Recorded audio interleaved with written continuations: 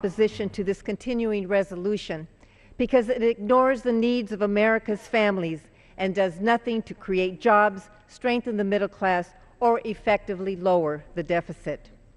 The $1.3 billion cut to community health centers is astounding.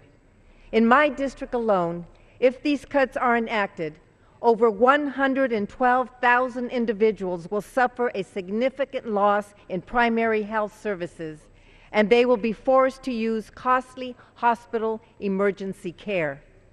Nationally, these cuts mean health centers will be unable to serve 11 million patients over the next year. It means 127 new health centers in underserved districts will lose their funds. And it means the loss of thousands of health care jobs. Also on the chopping block is the Title X program, which provides over 8,000 men and women in my district with reproductive health care and cancer screenings. Nationally, the $317 million cut to Title X will force many clinics to close, eliminating another primary care safety net for 5 million men and women. Also unbelievable is the $210 million in proposed cuts to the Maternal and Child Health Block Grant Program.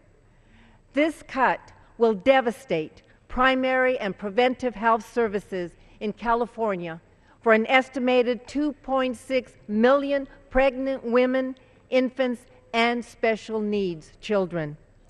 The cuts also endanger other critical programs, such as California's newborn screening program, which last year tested almost 550,000 newborns for treatable genetic and metabolic diseases, which, if undetected, could have become painful and life-threatening.